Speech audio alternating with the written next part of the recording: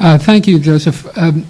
Today, despite what you may detect from what you see on my right, your left, today is to be an informal conversation with Milton Babbitt and David Diamond, and so, David, we hope that formal readings will be kept to a great minimum here. I wanted to start out with well, first of all, I'd like to mention that Milton Babbitt has been with us at Juilliard for some 25 years. That's quite a survival rate, and David Diamond almost as long, 22 years, which means that you've undoubtedly seen many changes in the school as you've gone along. And I'd like to open this question up, bearing in mind that only a small number of the people here are actually composers, or at least admit to being composers, and that most of the people here are performers or faculty or a few guests.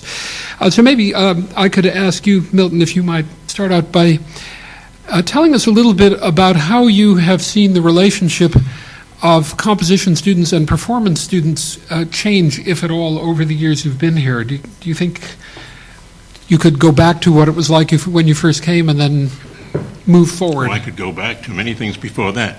No, no, I mean, it's a very reasonable question, because many of us thought for years. After all, my background is also university. In fact, it was primarily university for a long, long time. And when I was teaching both at Princeton and at Juilliard, this was a question that seemed to me particularly pertinent, because one used to say that in the university, you're constantly fighting for the existence of a music department, and in the conservatory, you're constantly fighting for the existence of a composition department. And, you know, that was no exaggeration. If you think back to the history of Juilliard, and David and I can both go back to a time when Juilliard composition was entirely Reuben Goldmark, right, David? Right. I mean, I say that only for well, Fred Jacobi came a little after this, but Reuben Goldmark, obviously, is a composer who's known to practically nobody in this room, and wouldn't have been known to anyone in this room at the time that Reuben Goldberg was allegedly the composition department.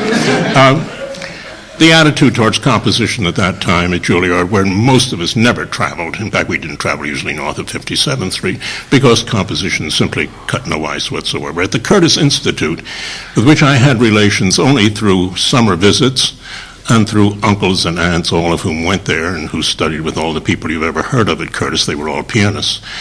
And they studied, they were students of Morris Rosenthal, they were students of Madame Stokowski, whose real name I always want to remember, and then I always forget. Thank you.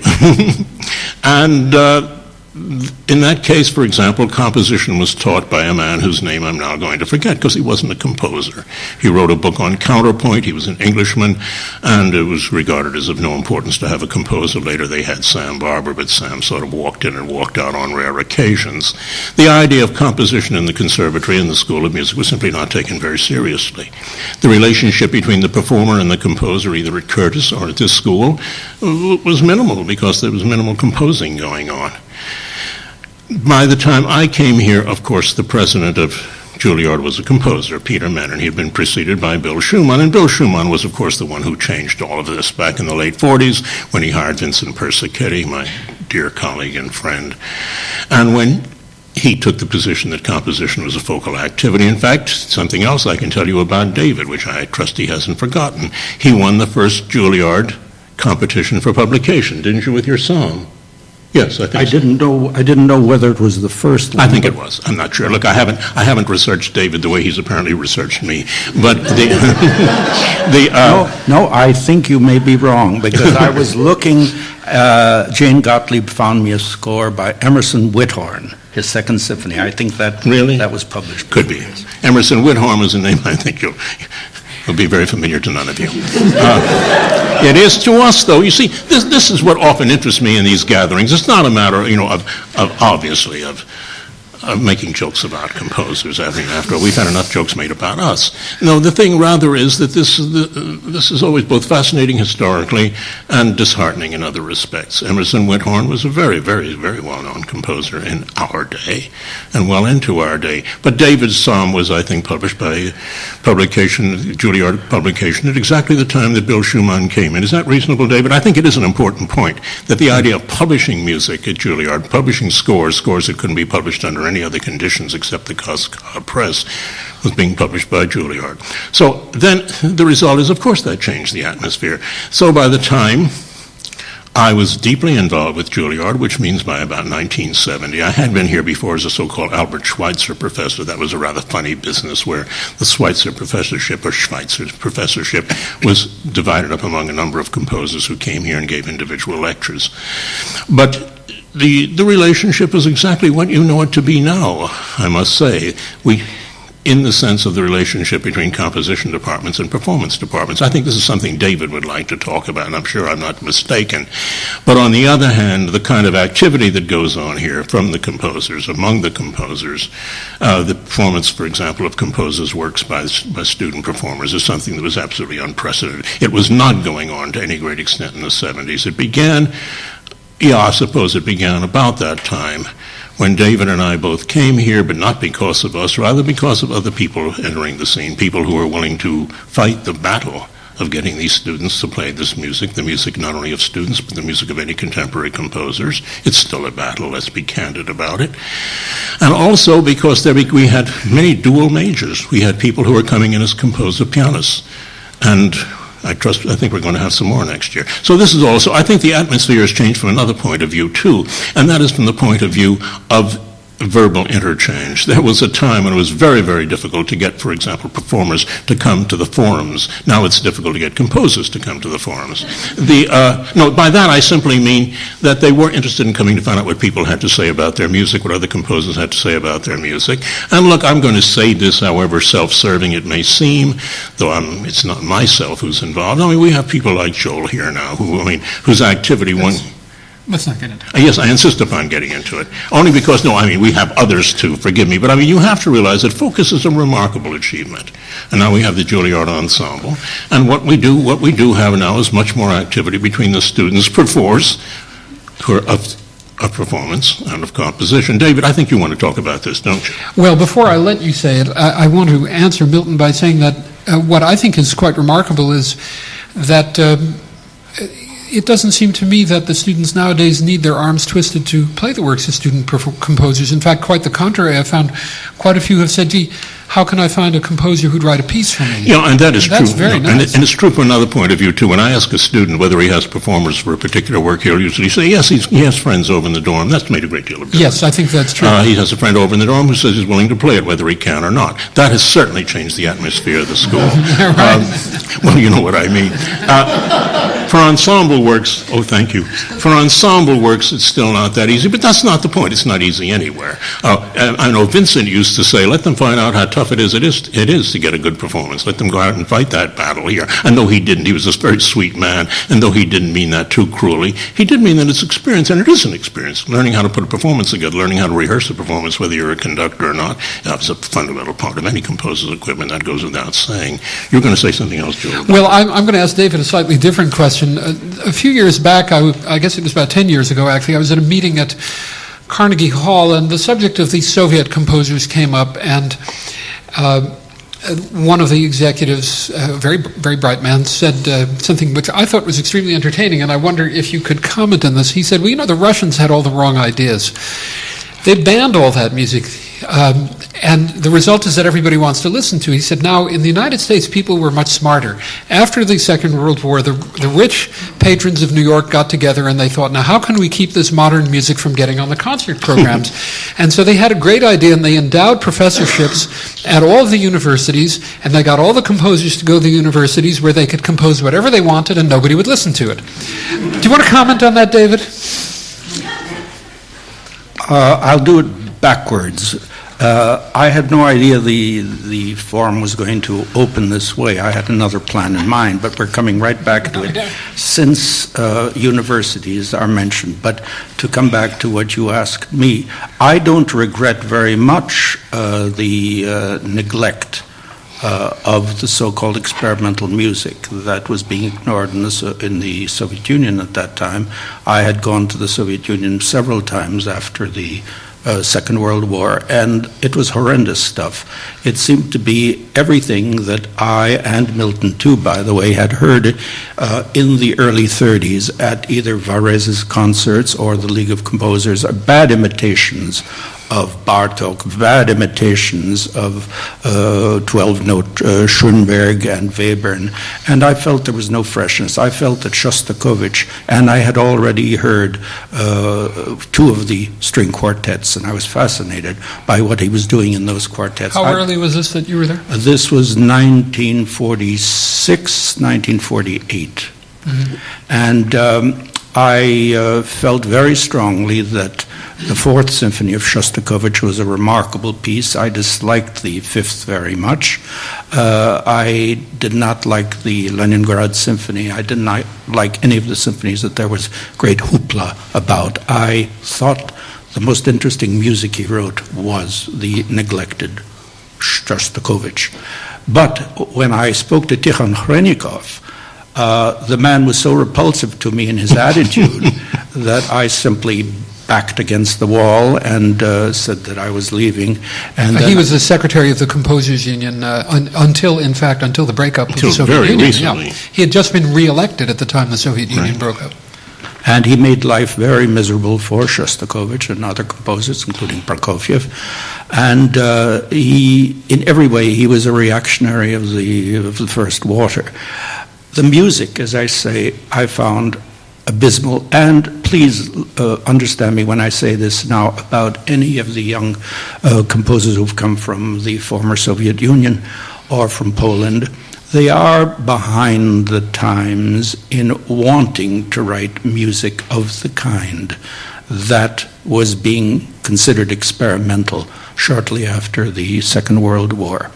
And I would feel much better, and I've talked to some of the young Polish and Russian composition students here, to tell them to forget the experimental and to think more of the great works of Webern, of Schoenberg, and not to ape them, but to learn from them, and to forget about experimenting for experiment's sake.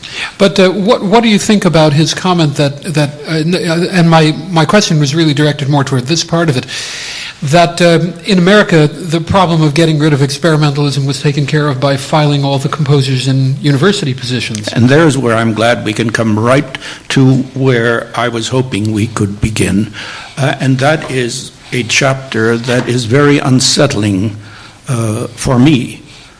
I being, strangely enough, most people think of me as being a pessimist, but on the contrary, where this particular subject is concerned, I'm very optimistic, and I wish Milton would read just the opening paragraph from his... I don't know what he's asked me. I assure you this has not been pre-prepared. I'm not prepared. I may not be able to read in this language Did anymore. you write this? Yes, I did. May I just say one thing, though? I must preface it with this. What I am going to read is not, though it's printed, was not from a printed speech or anything of this kind. As some of you know, I gave a series of lectures at the University of Wisconsin, which were not lectures at all. They were small seminars to groups of composers, and all kinds of things, technical subjects, non-technical subjects. Nothing in the world was written down, not a word. As today, for example. I don't have a syllabus prepared, I don't even have a syllable prepared. So the point is that I'm a little taken aback. David said that he wanted me to read something, but I couldn't have guessed it was this. I do have to explain.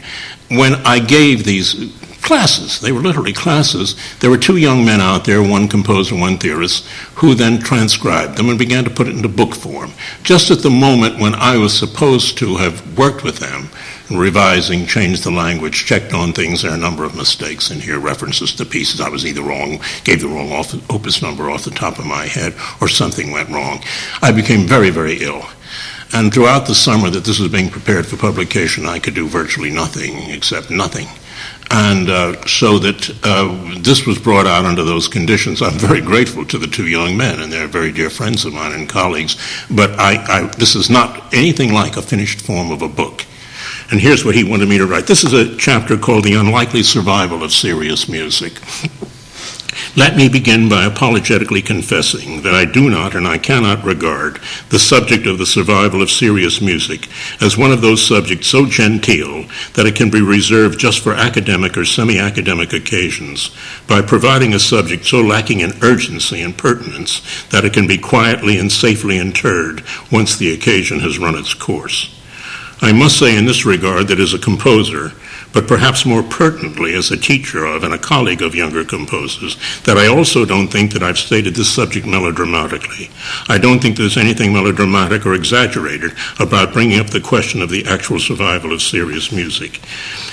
You want to read more, David? Yes, right to the end of the paragraph. I am prepared to admit that I am likely to be more concerned about the survival of my central professional concern and seem to be more exercised about it than may seem to many of you to be seemly. But I am not prepared to admit that anything less than, anything other than, sheer survival is at stake, and that such survival seems unlikely when the conditions necessary for that survival are so seriously threatened. These conditions are the corporeal survival of the composer in his role as a composer, then the survival of his creations in some kind of communicable, permanent, and readable form, and finally, perhaps above all, the survival of the university in a role which universities seem less and less able or willing to assume, that is, of the mightiest of fortresses against the overwhelming, outnumbering forces, both within and without the university, of anti-intellectualism, cultural populism, and passing fashion. Now, I've asked Milton to read that chapter because I am in complete disagreement about the future of composition. I think it will go on as long as there are imaginative young composers everywhere in the world. I think that the need to compose is a born one, and that perhaps in the last 30 to 40 years, a great overestimation was made as to who were really born composers and who were, as Nadia Boulanger used to call them, manufactured composers.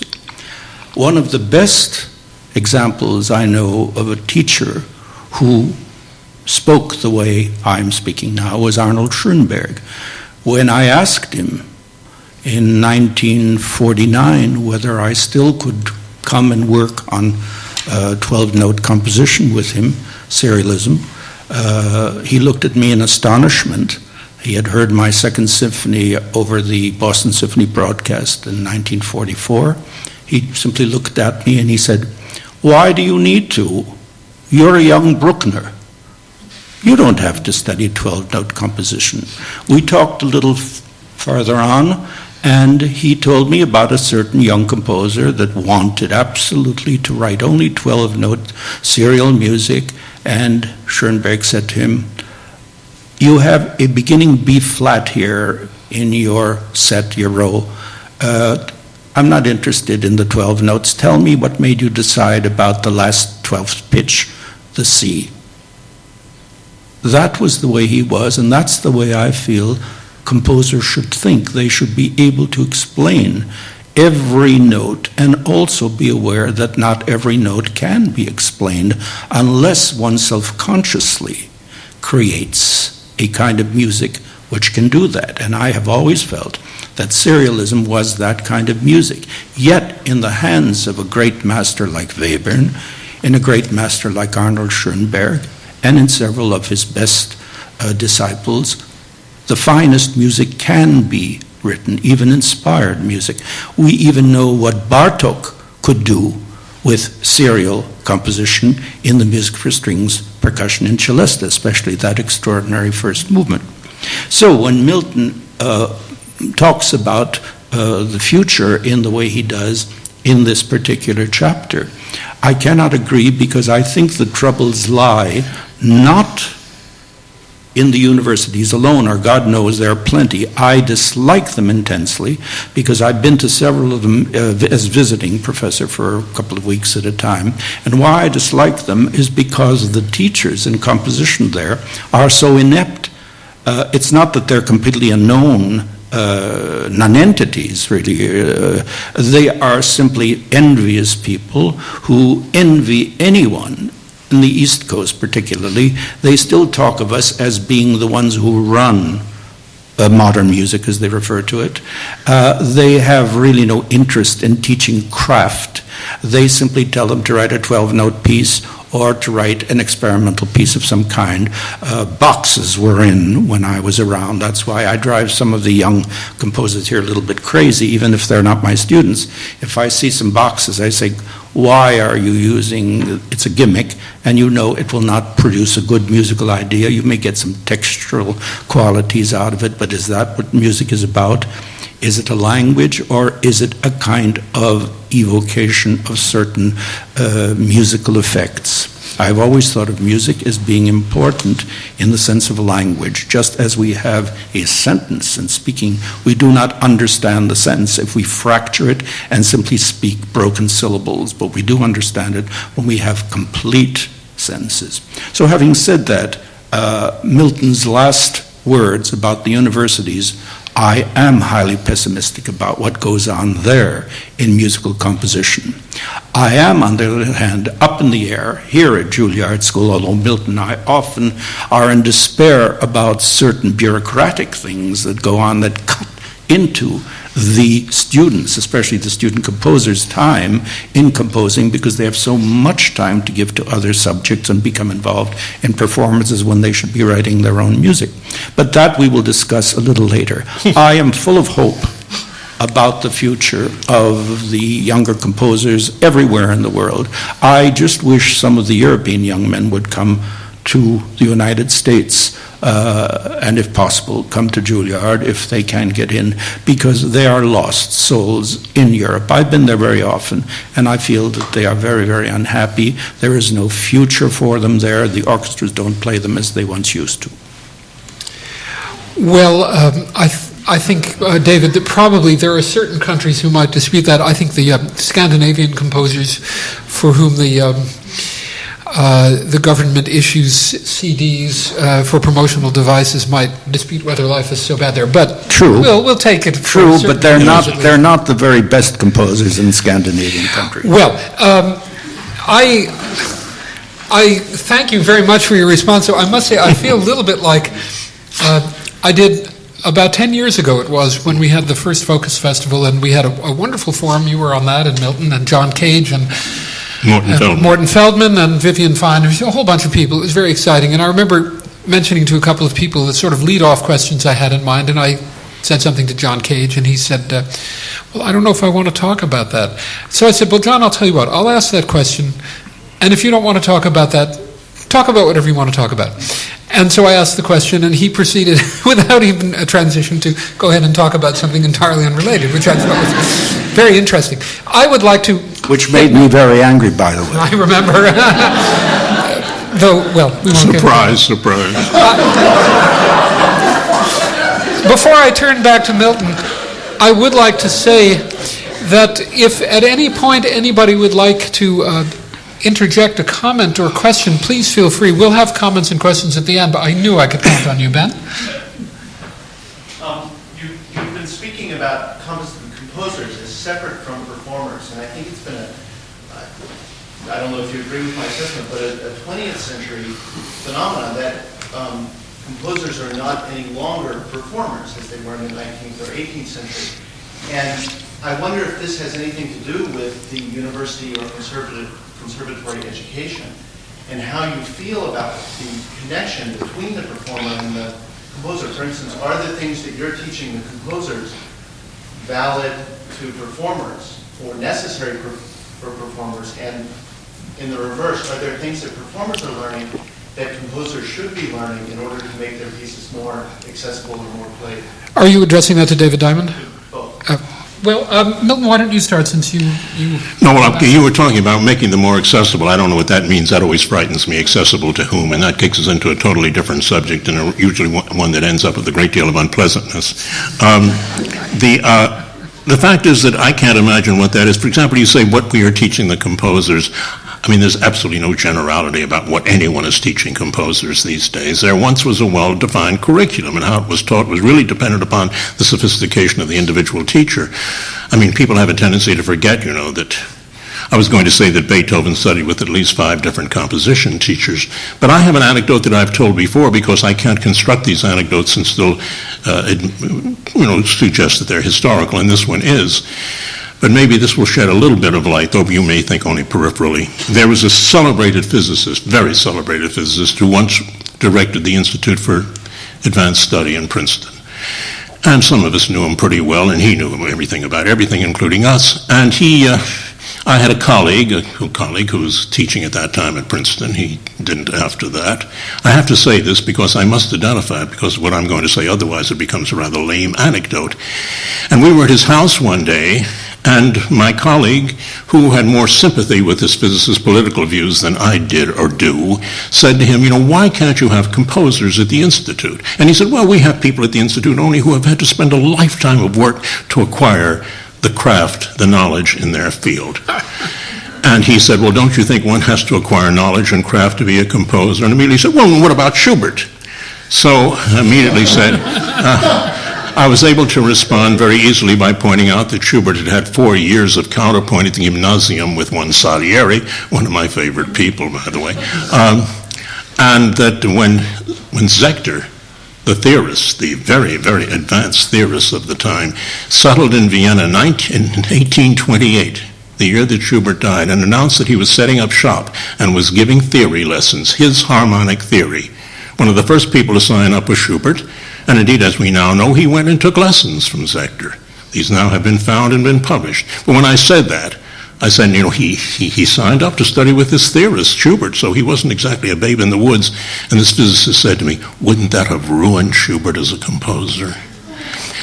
So that you see what I consider that an answer to your question. Composers seek all kinds of knowledge. There's no composer who doesn't seek knowledge about performance. There are people who play certain composition, teaching games that I find a little too, what can one say, too easy. You tell someone, this shouldn't be in the bassoon, it should really be in the piccolo. It'd be more suitable in the piccolo, and you're supposed to accept that as compositional theory. One has questions of that kind, and one can ask those if you've ever had to deal, for example, as I once did with the oboist in the Cleveland Orchestra. That is to say, there are indeed performers who have no conception of why compositional decisions are what they are, and there are plenty of composers, I really don't know, I have to say this, composers who disregard the practicalities and concerns of the performer. I have a joke which has to be told. For years, apropos even of the very first thing that was brought up here today, I would often go to rehearsals of students' works to help out with the rehearsals with performers when there was perhaps a little friction. And then we used to hear this expression, the work isn't idiomatic. And I had to say that by idiomatic, you often mean that that's what's written for idiots over the past 30 years, or 500 years, or 2 centuries. In other words, it wasn't what they had played before. And those of us who've had our problems with orchestras, not so much with individual performers, but with orchestras, know what this means. It means a reluctance to play anything that they hadn't played before. So I would say that the composer's training, as it is now, certainly has to do with what is performable and how it can be performed and under the conditions under which. Look, at one of the most cliche things I say to a composer often is, look, this can certainly be done, but you have to have a superb performer to do it. Am I supposed to be anti-performer? I don't know how I am in your eyes. How many instruments do you play, or did you play? Oh, God, many. It's true. I began as a violinist, then clarinetist, and saxophone. No, of course, we all did this. In my day, above all, and where I came from, because you had to in order to survive, that is, or to survive socially. Of course I was a performer. We all began as performers, at least certainly in my generation. But it's not even a matter of that. It's a matter of working with performers. When people think that since I was an electronics man, I have had intimate relations, if I may use that expression, Sure, with performers from the very beginning. I've been very, very fortunate. I don't think my music would have even gotten where it is today had it not been for people such as Bob Helps and Bethany Beardsley and the Juilliard String Quartet. I can go on, and the New Music String Quartet of such fond memory. Pianists, individuals of all kinds with whom I've always collaborated very, very, very closely. So I don't really see this question. I don't understand if you mean because we are not performers now. No, I think we're not performers now for one thing, for lots of reasons. First of all, we make a living as teachers. We have to. Furthermore, I've felt at a certain point, why the devil should I practice? There are people who can do this so much better than I want to think about writing music. A division of labor which I do not think is very serious, because what we found often for the people who've devoted themselves to playing and become composers on the side, they simply write what they played. I mean, I think this division of labor works for some and doesn't work for others. I don't like these imperatives. I don't like any generalities about whether one should be a performer and a composer, one should be a composer and a performer. Look, Berlioz didn't do much playing. Wagner didn't do much playing. Stravinsky really couldn't do much playing. Schoenberg did no playing. They did all right. Yeah, and it's interesting as I turn the stereo in this direction to David to reflect that Liszt stopped performing because he said he felt no one would take him seriously as a composer as long as he continued to appear on stage. Also, Ben, I must say that hasn't been my experience. I find an extraordinary number of composers that I deal with are very, very fine performers, and of course, the generality leaves out the whole important 20th century world of jazz where one could hardly say that the composers are not performers. David, do you want to comment on that? Yes, my occult gifts must be working today, because the very anecdote that Milton told you I had marked in the book for him to read too. I didn't realize it was in the book. And well, no, I mean, I've told this anecdote many times because you can't concoct anecdotes like this. They have to happen to you. However, apropos of those words and what Milton had commented on about teachers teaching whatever it is they want to teach, I, on the contrary, when Roger Sessions was still teaching, when I joined the faculty of the school here, one of the lamentable kind of situations I found myself in was that I could not find outside of Sessions any teacher who was methodically teaching counterpoint to composers.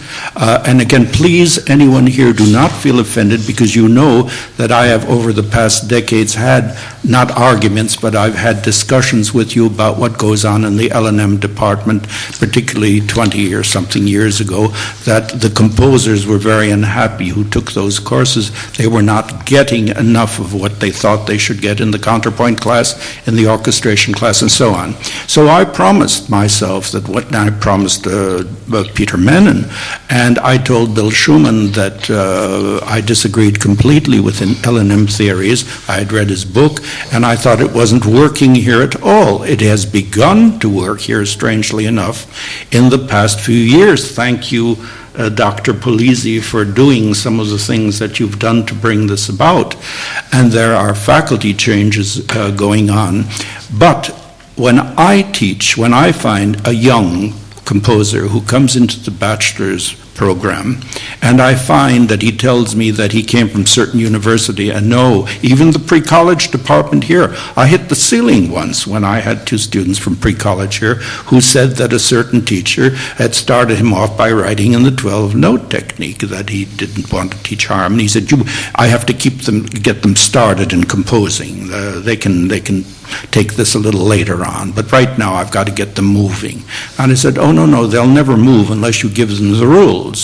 And he said, well, what do you mean by the rules? I said, well, the rules of functional harmony, the rules of species counterpoint, and so on and so forth.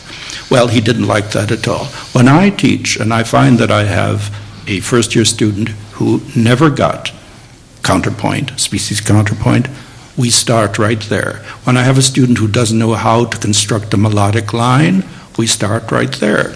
I usually use the Schoenberg elementary harmony, the theory books, the counterpoint books.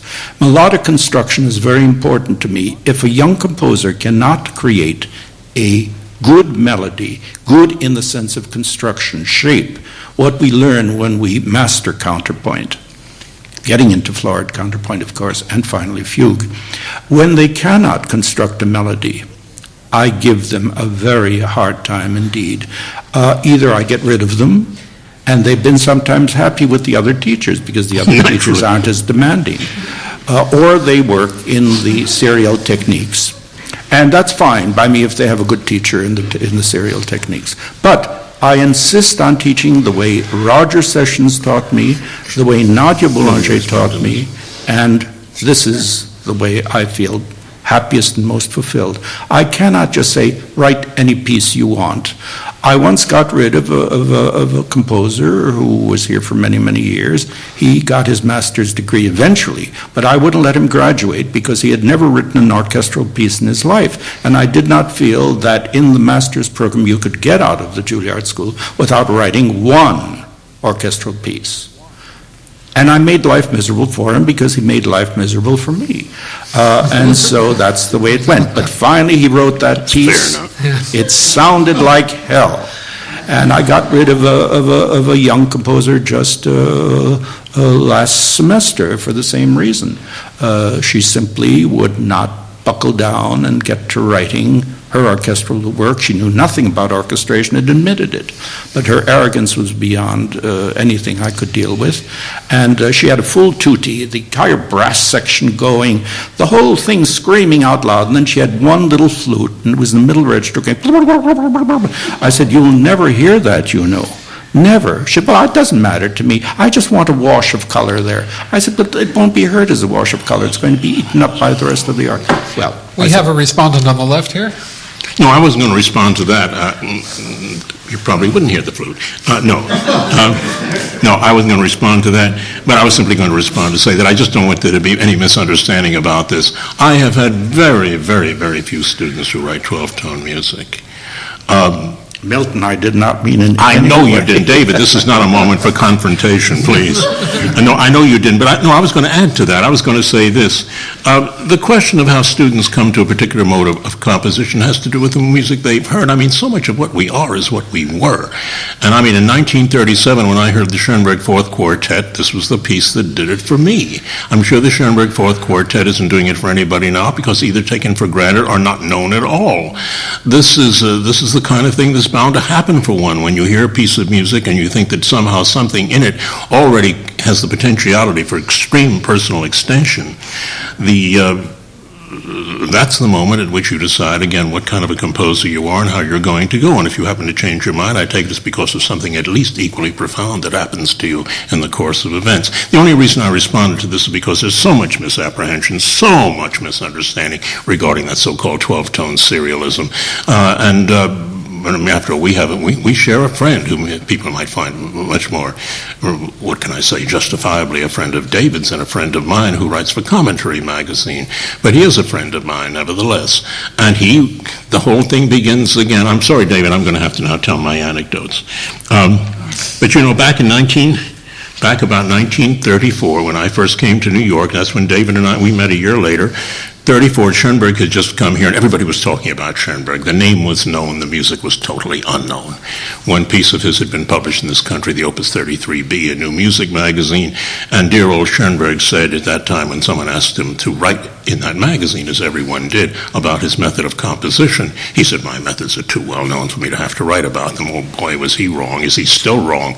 But the fact is that there was a man, David and I both knew him, a very well-known composer. I guess he would have been called a conservative composer, but he was a composer of great craft, who sidled up to me. We had become sort of good friends, and remember, I was a teenager, and he knew something of my deviant interests, even then at the age of 17, 18.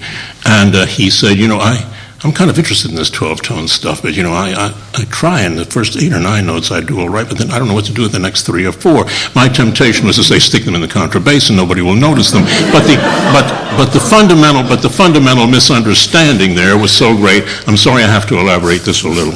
And that is, there was a school, David may remember it, he may not, on 14th Street, there was a school called the Jefferson School. I do. You do. And the Jefferson School, if you have any sense of that period, if you have any sense of political sophistication, you'll know what the Jefferson School's political agenda would be. And there was a teacher at that school who was a well-known composer, became even better known, who was giving a course in contemporary music. And of course, I went there. I was living in Washington Square. I couldn't miss something like this. I mean, I was way, way, way, way, way from the very, very deep, deep South, and all this was a great experience for me. And I went there. And I went to a couple. There was one meeting where the great argument was whether Massenet was not the most revolutionary composer of the 19th century. Another argument, and these are not, I assure you, these are literal. But then what happened one day was they talked about Schoenberg. Everybody was talking about Schoenberg. Nobody heard any of the music. They were talking. The man was here. He was living up here on Broadway, after all. So the question is the 12-tone system a democratic system or not? And indeed, the argument went like this. Yes, indeed it is. Every note is created free and equal. One note, one vote. But then, suddenly, and I quote these things, one can't make these up. Then suddenly one man banged on the table and said, "But look, do you realize, I understand it, that every one of these works is an ordering. For every work, a new order." Does that work? Does that expression mean nothing to this group of people? Yes. And that was the end of the day for that. Now, the reason I tell you this is because just a few months ago, our friend in the Commentary magazine, and Joseph Polisi's friend in Commentary magazine, quoted a Dutch composer whose main fame is that he tried to burn down the opera house in Amsterdam as saying, serialism is dead because socialism is dead. Socialism is serialism. Well, this is the kind of equivocation you might expect from a French structuralist, but I didn't expect to see it in Commentary. But then our friend went on to say, and we talked about it later, he thought it was a perfectly reasonable thing to say. He wanted to explain to the literary people who read this magazine, or political period, serialism is a system in which you're not permitted to repeat a note until you've sounded all 12. Now, even in this superficial, ridiculous form, which was already untrue, and even in that superficial form, that would be equivalent to saying, if it were true, which of course it is not, even if it were true, it was equivalent to me saying that tonality is a system in which you're not permitted to write parallel fifths. That tells you a great deal about the system of Mozart and Brahms, doesn't it? But the worst part is that it's a type token confusion. It's so profound, the notion that the series is something which, well, anybody now who knows the movements of Stravinsky, get to measure 3 under those conditions and see where you are. I mean, and that's why I mean, after all these years, one is saddened. I was going to say one thing, David, and that is response to what you asked me to read. I've written another article very recently for the Musical Times of London, which pursues the same idea. They asked me to write about the future of music. They asked a number of composers to write about the future of music, and it took a rather different tone. No, but as I said at the end of this, I said simply, if the folk philosophy is true, that he has the greatest successes, who has undergone the greatest number of setbacks, the greatest number of, if you wish, tortures, the greatest number of tests, then we're going to have some very great composers, but they'll be very lonely composers. Yes. And I think they are lonely composers. Don't you agree? Absolutely. I think to that I want to add one thing. Milton knows very well. I have been accused, actually, of making the big switch. Along around 1950, I suddenly was reading that David Diamond has left his wonderful white note music, and he has now become a 12-note composer. I was absolutely surprised beyond any description. I thought this is very strange. Certainly, I felt my diatonic music up to about 1949 was getting to be just a little bit too much of the same modal quality. Aaron Copland had even said to me, David, don't you think you might get just a few black notes into it? And finally, I thought, well, Schoenberg might have said that I didn't need to study the 12-note technique, but I am going to look at, I love, by the way, I disagree with Milton about Schoenberg's music having been almost completely unknown and unplayed at that time. As a matter of fact... No, in the 30s, David, it wasn't. I checked these. I had to check these for No, but we used to have readings in Rochester. Oh, that's different. In Rochester, for example, at the Eastman School, as unhappy as I was, I would get a string quartet together, and we would actually read works that were in the Sibley Library from the so-called Viennese school. We had readings of Welisch music, Paul Pisk, a great many other composers that Milton knows that we discussed at the time. And above all, when I was still in high school, I fell madly in love with the Opus 11, 19 piano pieces of Arnold Schoenberg and orchestrated the Opus 11 pieces. I even went so far when I finally did get to see Schoenberg in 1934, I brought him the orchestration of those pieces, and he was fascinated, as he always was, by colorful things. There is a new edition of Robert Kraft's Diaries, which has just come out, and lo and behold is an entry. The day of the Juilliard String Quartet was there playing his fourth quartet form, and I was present. I had arrived. I was scoring, as they called it, then scoring a film at Columbia Pictures named Donna Lucasta at that time, and I was invited to Schoenberg's, and it was a very hot day, so I bought myself a very lightweight but very colorful summer shirt, and it had a lot of turquoise and orange colors in it. And I arrived at the door, and Richard Hoffman, his secretary, showed me in. Schoenberg was standing there, and he looked at this shirt. He didn't even say hello. He simply looked at the shirt. He said, said, "Oh, how beautiful." I said, "Would you like it, Mr. Schoenberg?" And he said, "Yes, yes." So I said, "Well, if you give me one of your old shirts, I'll give you mine." Began to take it off. No, don't do that. But he was perfectly, he just loved the colors in that shirt. Now, he looked at the cover of my orchestration of the Opus 11 pieces. What I used to like to do, must have been my extraordinary artistic nature at the time. I liked to take my title page and type up the title and whatever the movements were, and then I put the sheet of paper in the oven, light the oven, and make the paper turn sort of slightly burnt brown, sort of a henna color, and then I would shellac the whole sheet. And of course, this fascinated Schoenberg. I remember even setting a cycle of poems by Lillian Morgan Szymanski, Milton will know exactly, called Ashen Pages. All these pieces, by the way, are very happily sleeping among my juvenilia. But with those ashen pages, I can assure you that cover had an ashen page. That one got baked in the oven a good long time, and I even let the edges sear.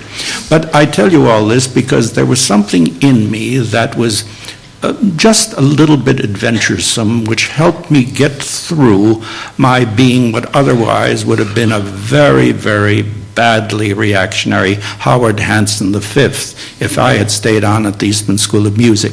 I was encouraged to leave by my first composition teacher there, Bernard Roger, who said, "Go, David, go to New York and study with Roger Sessions." Both had been students of Ernest Bloch in Cleveland, and the family would often visit in Cleveland in the 20s. I even played viola, if you can believe it, at the age of 10, in the first reading of Bloch's Concerto Grosso No. 1. Now, to respond to Mr. Loeb quickly about performers, I began as a violinist. I could have easily become a fifth-rate violinist. My teacher, André de Rivière, told me that I would not be a first-rate violinist, but I would enjoy playing quartets, or I might want to join an orchestra eventually. I made my living playing in pit orchestras in New York and in the hit parade orchestras, and I enjoyed playing chamber music. So it cannot be said that, and I even remembered when I practiced piano very, very hard, I remembered how I fell in love with the Schoenberg Piano Concerto because Oscar Levant had originally commissioned it. And Oscar and I would go over to Steinway's, and I would practice that second piano part. I still can, with some arthritic fingers, manipulate those introductory 14 bars. But today I don't bother with piano practice. But I could have gone into serious study of the piano, more serious study of the violin. But why? Composition takes every moment of the day and night. And so there is the answer. And I also think it's a society which does not need another so-called serious composer who plays an instrument badly because it's his own music. I see no point in it at all. Milton, you wanted to add something to that? No, I was just going to say I can one-up David. You see, my first violin teacher in Jackson, Mississippi was Maud Hutchison, and she was a student of Leopold Auer. And what did you think of your violin playing? Well, I played the Bach II violin concerto at the age of 6 with Fred Rehfeldt. You don't forget names like this. This has been documented, and we were sitting on the stage of the Blind Institute playing the Blind Institute, not the Deaf Institute, the Blind Institute.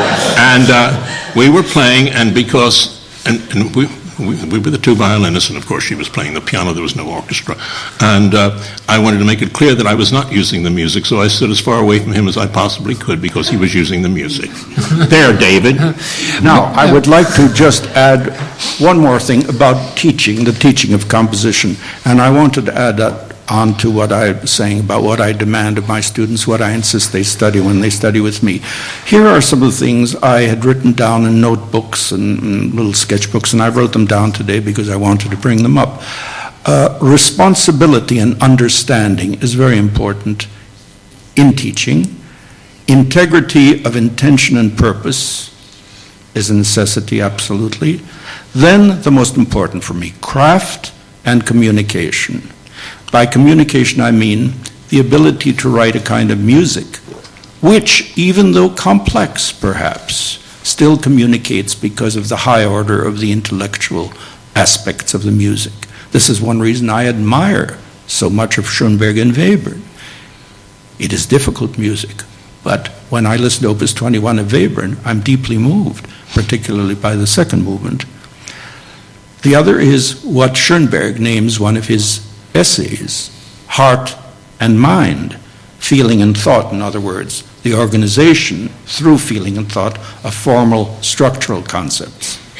Then, of course, I torture some of my students about the spiritual meaning in music. What is the spiritual in music?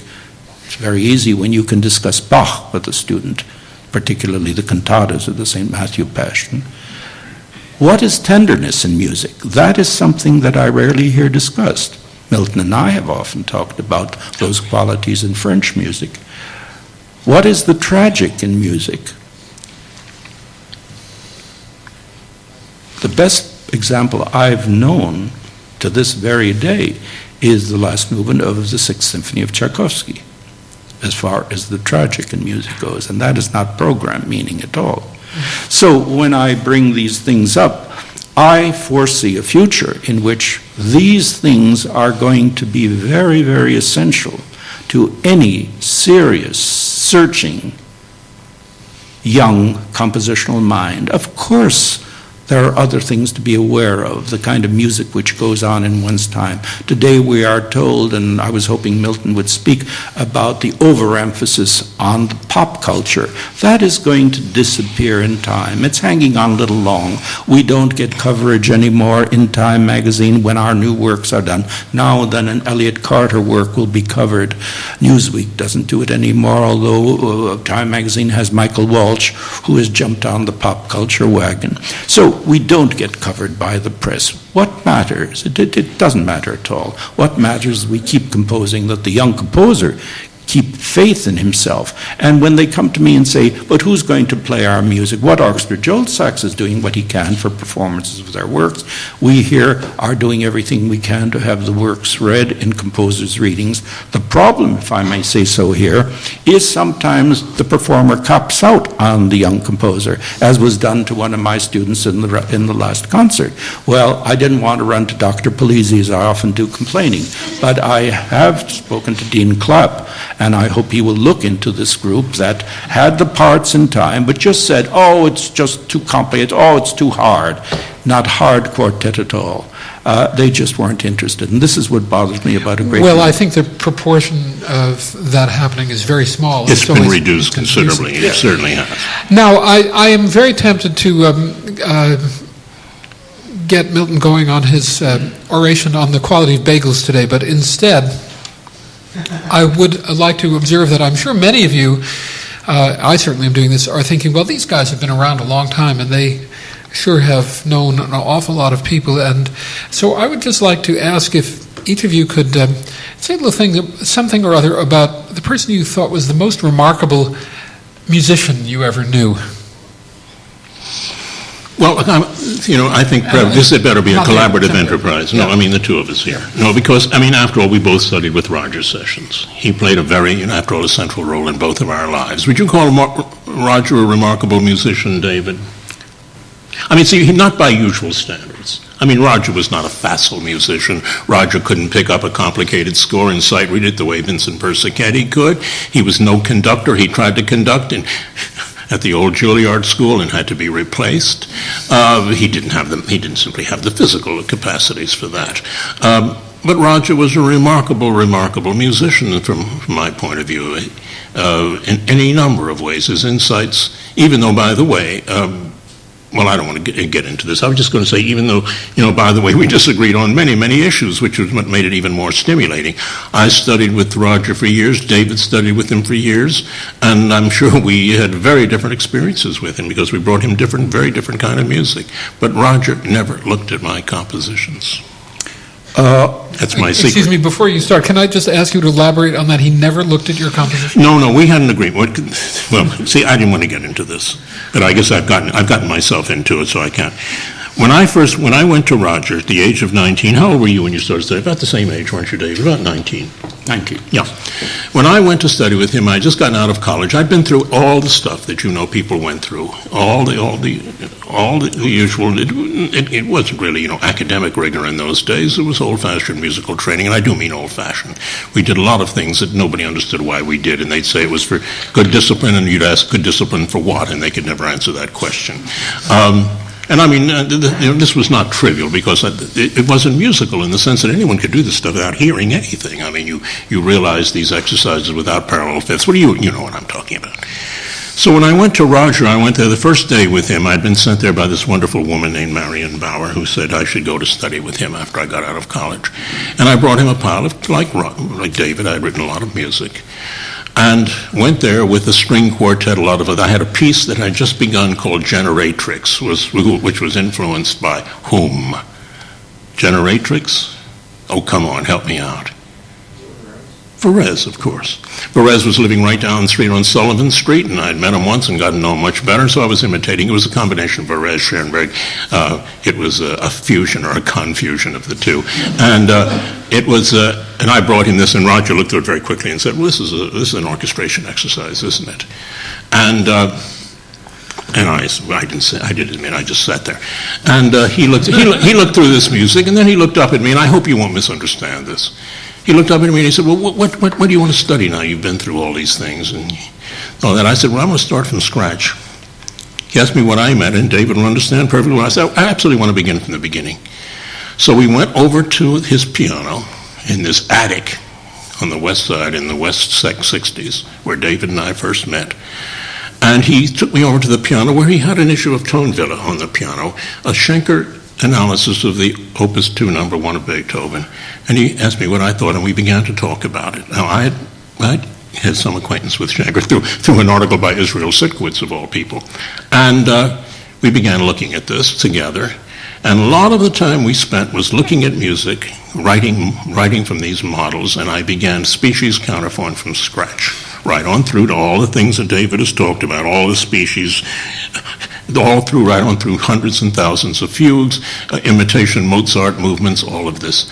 And then one day he said, look, I'd love to see what you're composing. And he knew my strong feelings about Schoenberg, my affection for Schoenberg. And so I brought him the beginning of a piano piece, which I still remember and still could play, which means it's a pretty easy piece. And he listened to it, and he looked at it, and he said, I'd like to show this to Krennic, who was a good friend of both of ours by that time. What he meant by that was not that he thought it was such a remarkable piece, but he wanted to show Krennic that any child could do it. So we agreed after that. I'll finish this up very quickly, David, because I want you to respond to this.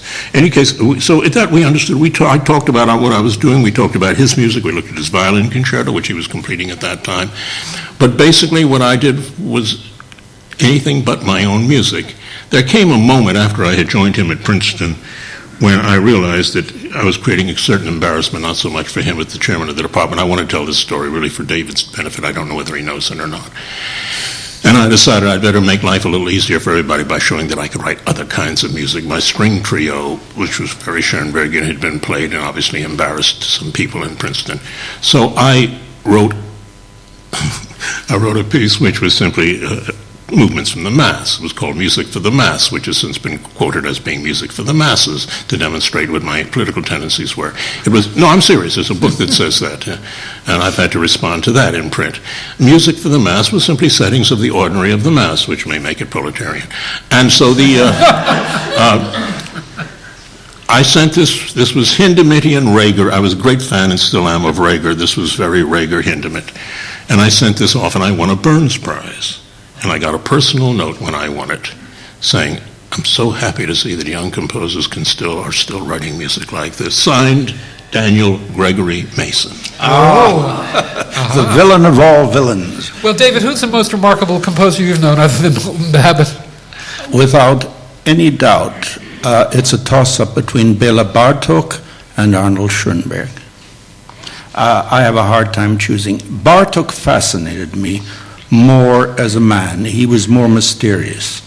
It was hard to get through to him, but once you did, he was the most extraordinary man that I think I've ever known, and I can't even begin to go into why. I always had a feeling that I was touching some inner core of such extreme sensibility that if I went on a little bit too far, everything would shatter. With Schoenberg, it was the other way. He was so fascinating by the intensity. His eyes alone just kept me absolutely hypnotized. He had eyes like Picasso's. They just burned through you. His intensity was constant. He never let down. So it's hard for me to say one, but these were the two big figures. Now, I often thought perhaps Ravel, but Ravel was very, very sometimes withdrawn. I was too young to have really known him well when I met him at the age of 10, and then I did not see him again until I was 21, and by then he had been in a bad car accident. He was unwell most of the time, but he too was withdrawn and suffering from depressions. But I would say that I learned more about composition, the craft of composition, from Roger Sessions. I remember over and over again, because I always came with lots of music. As a matter of fact, there was a man named Ashley Pettis who got thrown out of the Eastman School of Music, accused by Howard Hanson of giving orgies. I can't remember anything about an orgy at his Saturday night parties, just boring tea parties. Maybe they took place at a different time. I doubt it very much. And it must be said that Ashley later went into the church. And then he went, but that's after he formed the first Composers Forum concerts in the city of New York. The second. What? Henry Cowell started the first ones. No, I'm talking about the Works Progress Administration. No, before that. Before that? Yes. I had no idea. In fact, what Henry used to like to do was to get two composers together who hated each other's music, and then get them going at a discussion afterwards. In the city here? Yes. Oh, down at So the, that's where yes, you got the idea. Yes, down at, yes, and I must say, I forgot that. As a matter of fact, It's okay. It's no, okay. I let it pass. As a matter of fact, I was invited to partake in one of those down at the New School for Social Research. exactly. And I remember Johnny Green, the jazz musician, was there on one of the, but I'm talking about the Works Progress Administration big series, of which I think Roy Harris opened the first of the Composers Forum that Pettis formed. And I remember I showed Sessions the entire program. And he had gone through all of these pieces with me, but I remember every lesson, it was, David, you're having no problem delivering the goods. This delivering the goods was a saying of his that I'd hear over and over again. And of course, sometimes I wrote too much music. I had written my first violin concerto in 1936, the Sound for Orchestra, a huge ballet with E. Cummings called Tom, all of this going on. So that basically I had no trouble getting notes out. What I needed was for Sessions, and he did say to me, David, you might think a little bit more carefully about every one of the notes that you put down on paper. And then I would hear this from Boulanger when I would go to her. Now we now have the complete Roger Sessions correspondence. I had no idea that some of his feelings that are expressed in these letters about me were ever the way they are expressed in his letters, because We'll assume they're positive feelings. they are positive to a point that I never felt he was capable of such depth of feeling towards me. They were almost paternal in feeling. He was that concerned about me and had such faith in me. So I must say, Roger Sessions was a tremendous force. Yeah, and I don't want to leave that question without mentioning somebody named Igor Stravinsky, but we shall. Yes. All right, well, now, as dawn will be breaking soon, I see one hand raised. I'd like to turn to some questions. Carolyn? Yes, I was interested that you mentioned that Time magazine would report on a premiere these days. And it reminded me of the article that Mr. Babbitt read, Mr. brought in, Mr. Dunn. And I'm thinking that perhaps rather than predict the future survival, which in fact, the points being made which didn't seem to be at odds with each other, because they, on the one hand, the article is discussing the survival of the means of it, the playing of it, and the social role of it. whereas Mr. Diamond's talking about the production of it. And I wouldn't doubt that the production would continue, but I do have concerns about the means and the modes of survival and continuation and performances. I mean, even on a daily basis, Juilliard is cutting the budget, and it's going to affect and all of this and that. But rather than talking about the future, I'd like to ask each of you, looking back over the last 5 or 6 decades, when would you identify what time could you identify as being specifically flourishing? And I would say flourishing in terms of concerts, performances, funds for concerts, funds for commissions, and which times are have been especially dry. I am experiencing the 80s and 90s as being difficult and dry and continually drying to further degrees. And I'm wondering, was it different in the 60s? Was it different in the 50s? Well, maybe I can answer by saying that was a very long question, but we think we know what it was about. Could I, before I turn it over to Milton, seems to have something... No, I want to David. I would like to say one thing before I turn it over, and that is that I think that there are two things. First of all, the world survived very nicely without newspaper criticism until about the 1840s. And although it's disturbing that the newspapers don't cover this, most composers that we know and love from the past did perfectly well without their assistance. Second of all, as to whether it's a good or a bad time for the performance of new music, I think you have to distinguish between the availability of money and the will of the performers. And I would have to say there is an extraordinary amount of goodwill on the part of performers for doing new music. I'm continually impressed by it, especially in the United States, but also abroad.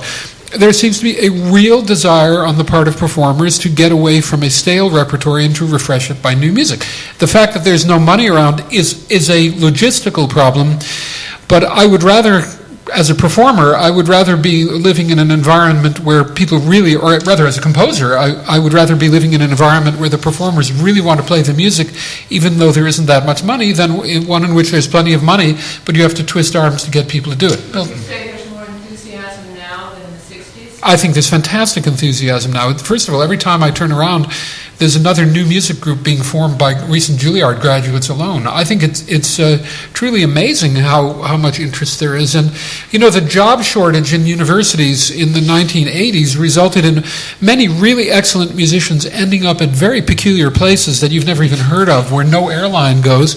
And with what limited forces they have from perhaps a limited selection of capable students, forming a new music group that may only give one concert a year, but at least they're doing it, and that is something that's very new. Milton?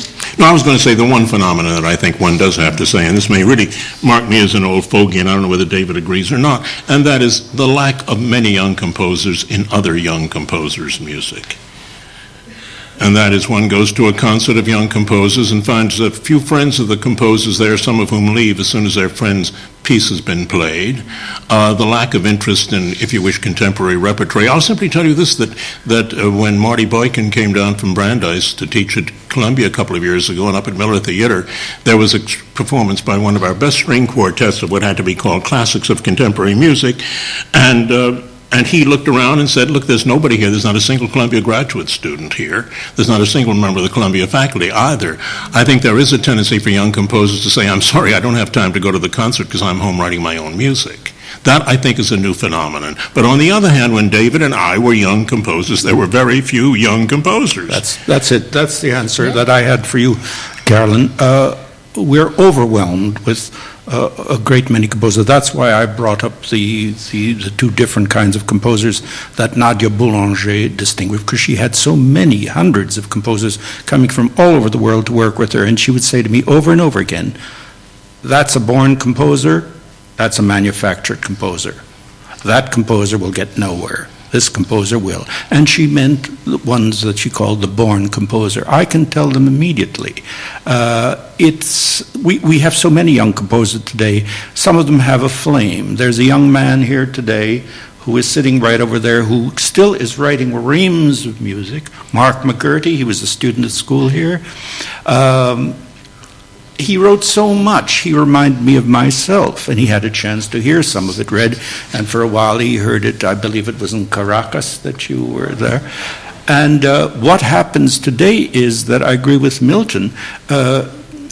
Perhaps there is too much going on at the school because it is hard to get down to the readings of the young composers or things to work out at the composers' concerts. A student of mine's quartet that I mentioned, they just were not interested enough to really want to do it. So I'll have to disagree with you, Joel, about that. There are some who are very interested in playing because when they play for you with your group, oh, they better do it.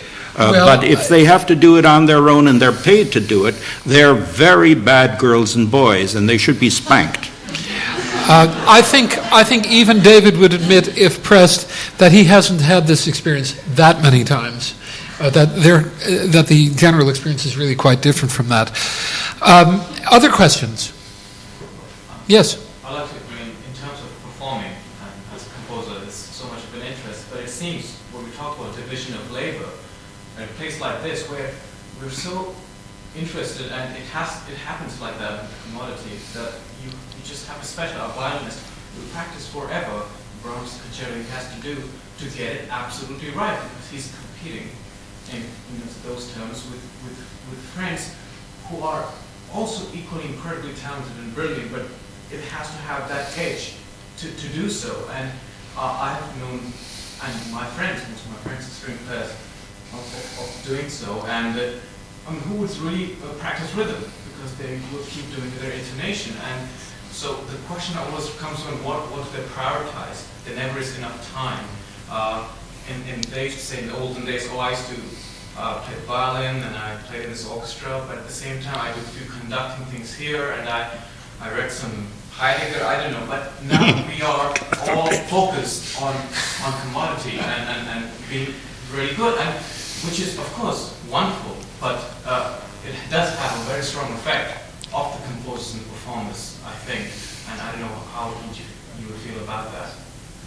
I'm old-fashioned, I think. I think if a composer is a composer, a born composer, he is going to compose no matter what. You see, what you're saying is absolutely true. It exists, this situation.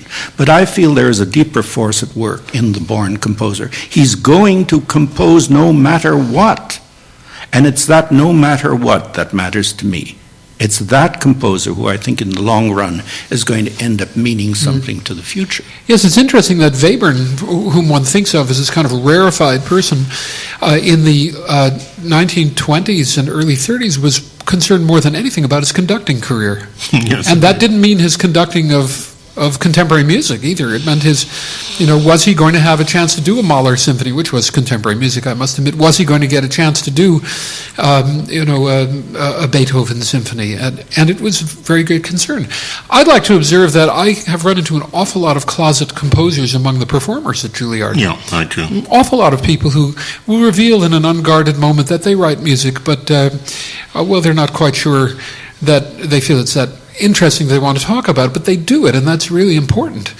No, I think there's a lot more crossing over of roles going on in the school than one knows about, and of course the number of performers who are involved in the worlds of music that some of my colleagues might consider less than respectable, like jazz and performance art and things like that. It's very surprising to discover all the little things brewing in the school. And frankly, as far as being overstretched goes, I notice that many of the performers who spend an awful lot of time practicing also spend an awful lot of time going to hear their colleagues play. And I, too, have noticed that composition students frequently do not turn up at concerts where they could be expected to get a certain amount of stimulation. Please. I didn't mean to, in this case, I'm not apologizing, I just want to clarify what I said. I didn't apply that particularly to Juilliard students. This is endemic to the whole musical population. No, indeed, it's not as bad here as it is in some places. I mean, the Columbia statement I made was about Columbia, not about Juilliard, for all of our recent relationship with them. The other thing, too, is I think that this may get us into another subject, but still, when we talk about audiences, I think the other thing I've seen decline frightfully in the university, and I guess I can speak of that with some authority, is people in other fields having any interest in listening to contemporary music. That has declined terribly. Well, oddly enough, just a few days ago, I had a call from a painter in New York who had been to some of the Summer Garden concerts and wanted to know how she could get onto all kinds of mailing lists because she and her friends want to hear a lot of new music. Yeah, that would be. We have time for one last and final question before we go out of business. May I just reverse the order, because I see a young man sitting right down there who has impressed me for a number of years, because he, I feel, is one of the very few who seems to be involved in playing a good deal of contemporary music, and that's Mr. Gosling. Oh, we all know Steve. Would you please stand up and will you please tell us what it is in you that makes you have the flame? And you have that flame about playing new music. You also win the competitions, but why are you so much more interested than some of the other pianists here? Maybe it's what you were saying about born a manufacturer. I never sat down and made a decision to play modern stuff. Ever since I started learning, that's what gave me a particular kick. And I had to go through, this schooling. I had to play classics as well. I've been in musical institutions. One sort of since I was 10, which is maybe so weird. But No, that's not wise, Steve. I started learning.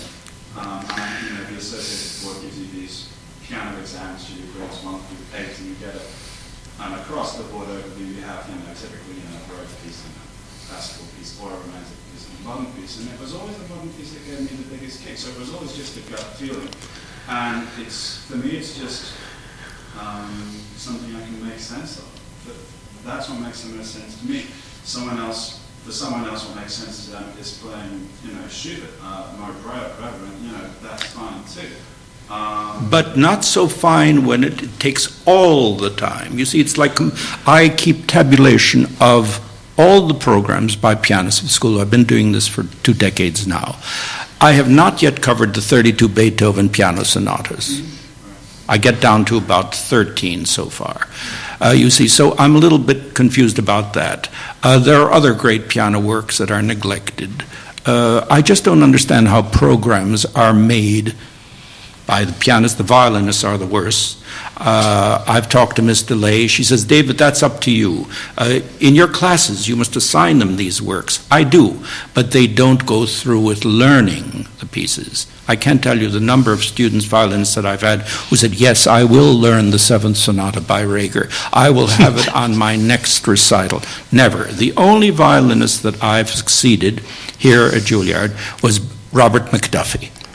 And the only reason that he played my 2nd sonata was because I insisted that if he didn't play the Fauré second, he could not play my sonata at the Library of Congress. He learned the 2nd Fauré and said he enjoyed it even more than the 1st Fauré, which all violinists want to play, and none of them will play the 2nd.